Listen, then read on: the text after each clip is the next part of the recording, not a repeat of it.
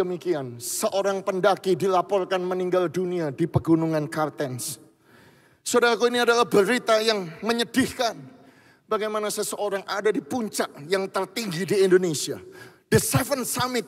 Satu dari seven yang bahkan yang tertinggi di dunia. Dia akhirnya dipanggil oleh Tuhan.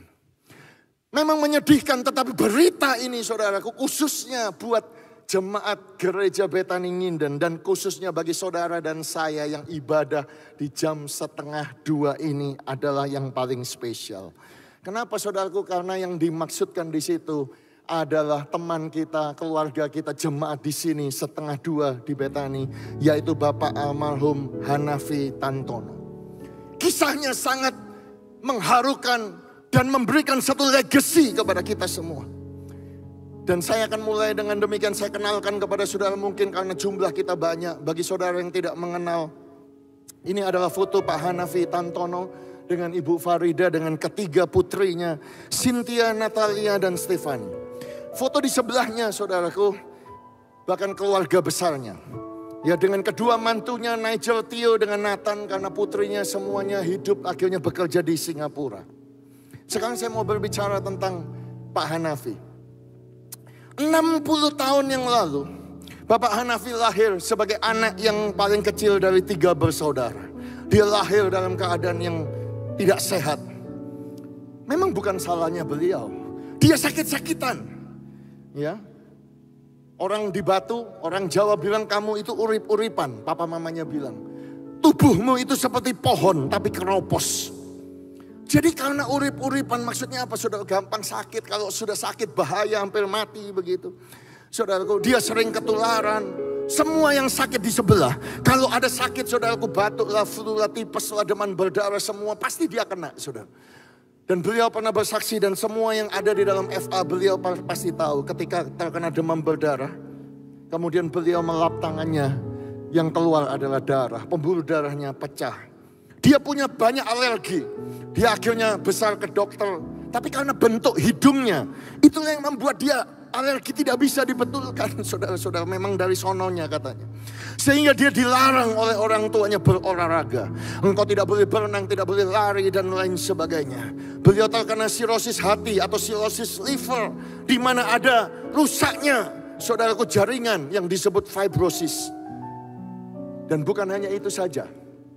Waktu SMP pun papanya sudah dipanggil Tuhan sehingga Pak Hanafi harus bekerja dengan keras. Pak Hanafi harus bekerja, bayar kuliah sendiri dan lain sebagainya.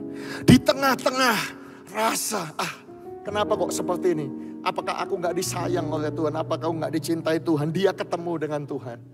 Sejak dari remaja dia menyala-nyala menjadi ketua remaja. Dia menyerahkan hidupnya bagi Tuhan. Dan dia bertumbuh dewasa di dalam Tuhan rohani. Join di Betani, saudara-saudara, di Betani Manyar. Senior saya masuk 87, beliau lebih awal daripada saya, saudara. Dan akhirnya beliau menikah tanggal 12 Desember 1992. Ya, di Pemuda ketemu dengan Ibu Farida juga senior saya, saudaraku, di Pemuda Betani dulu. Paduan suara, saudara-saudara. Menikah. Beliau sangat menyala-nyala. Menjadi gembala wilayah FA di Betani Nginden ini. Saya tanya satu gembala wilayah yang digembalakan ada berapa sektor? Ternyata 8 sektor. Satu sektor ada berapa FA? Ada 1 sampai 3. Jadi totalnya 20 family altar. Saudaraku, beliau menyala-nyala, memenangkan jiwa, menginjil, berkhotbah. Saudara, padahal gak pernah mau dikasih jabatan PDP, gak mau. Selalu, tapi hatinya tulus, berkorban, setia melayani. Jadi diaken di kebaktian jam ini. Saya tanya kenapa kok selalu di jam yang 1:30? Karena jam 1:30 ini gak banyak pria-pria mau melayani. Jadi saudaraku, kalau saudara digerakkan Tuhan melalui khotbah ini, ayo daftar saudara. Joinlah grup Nginden, joinlah grup Betani ini saudara-saudara. Jadi mereka bersaksi bagaimana Pak Hanafi itu selalu bawa loyang perjamuan itu. Walaupun usianya yang paling lanjut, dia yang paling bawa paling banyak. 10 loyang sekaligus lari bagi supaya jemaat dilayani. Dia lari lagi, dia ambil 6 lagi saudaraku. Dan dia bersama dengan timnya saudaraku, overseas 6 blok. Saya juga lupa tanya sama Pak Gerald, FG dan kawannya ini di mana, katanya di tengah situ saudara-saudaraku.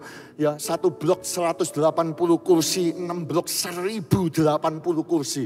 Itu tanggung jawab beliau supaya jemaat bisa memberikan persembahan cepat dan lain sebagainya. Sungguh-sungguh mau melayani. Luar biasa, seorang yang amat cinta Tuhan.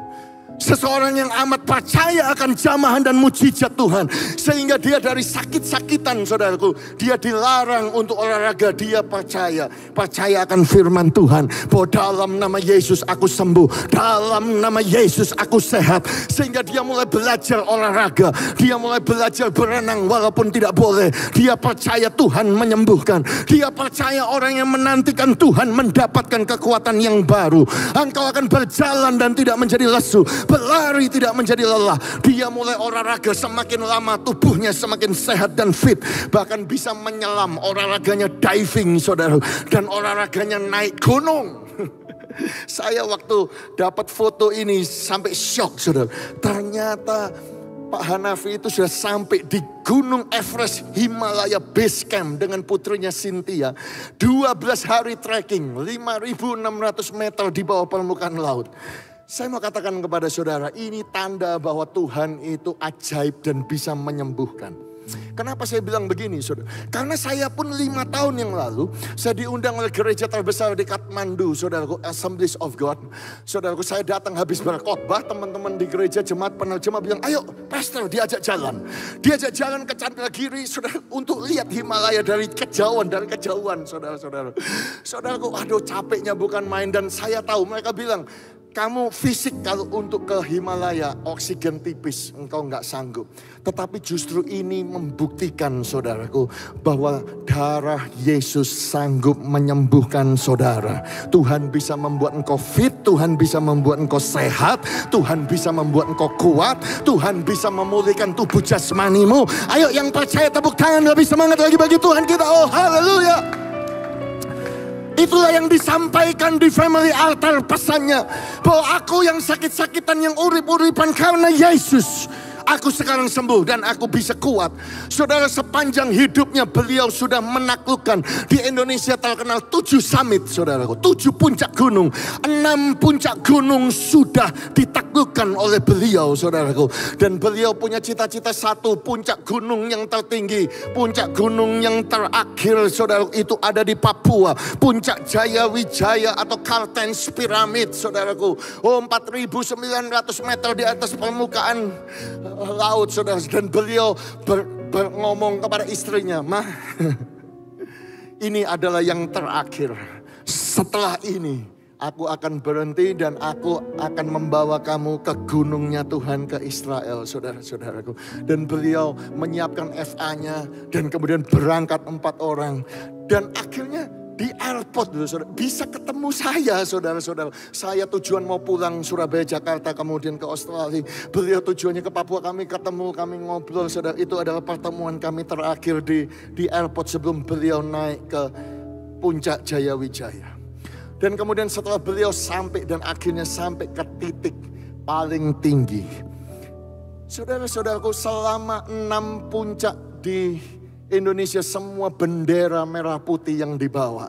Tetapi saudara, khusus untuk yang tertinggi, khusus untuk yang ke-7 ini, beliau tidak membawa bendera pribadi. Yang dia bawa saudaraku adalah benderanya Bethany Nginden punya Family Altar saudaraku.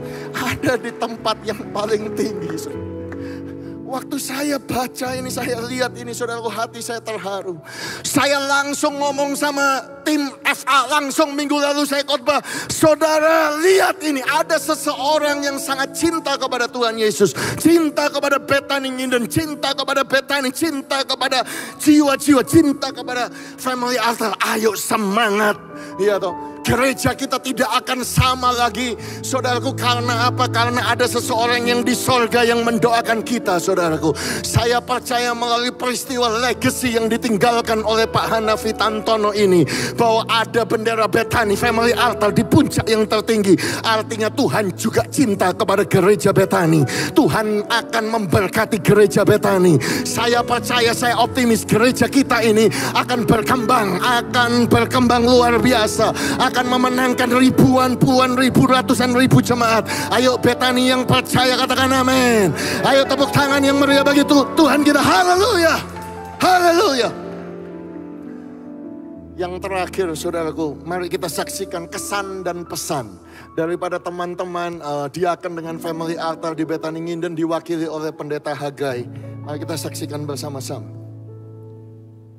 Ya, memang kita merasa kehilangan kita sebagai rekan-rekan sepelayanan di dalam Departemen FA dan diaken Betani Nginden.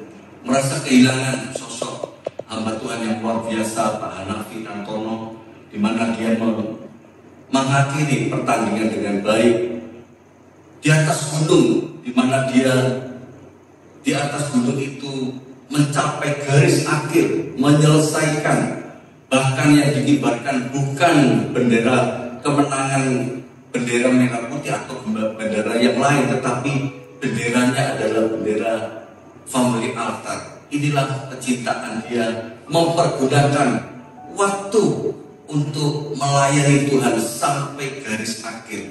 Oleh sebab itu saya mengajak bagi saudara-saudara yang belum melayani Tuhan, ayo melayani. Hidup ini adalah sebuah kesempatan di mana kita diberi kesempatan untuk melayani, istimewa di FAMA. Ayo kita melayani dengan penuh semangat. Selagi ada kesempatan, jangan kendor, gaspol kita melayani Tuhan. Tuhan Yesus memberkati. Amin. Mari kita berdiri bersama-sama. Mari kita lebih sungguh-sungguh lagi melahirkan Yehuda. Seumur hidup kita akan melayani dia, mempermuliakan nama Tuhan. Amin. Sampai akhir ku menutup mata, ku tetap setia menanti janjimu, sampai ku dapatkan mahkota kehidupanku.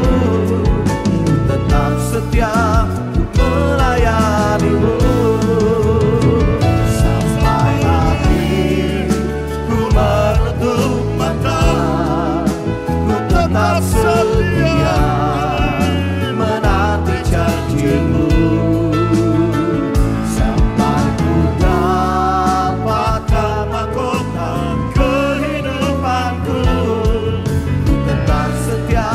Jemaat Tuhan dengan segenap hati, segenap jiwa, segenap doamu berseru kepada Tuhan sampai akhir. Sampai akhir ku menutup mata, ku tetap setia ya Tuhan Yesus menanti janji. Kami akan terus melahirkan Yehuda.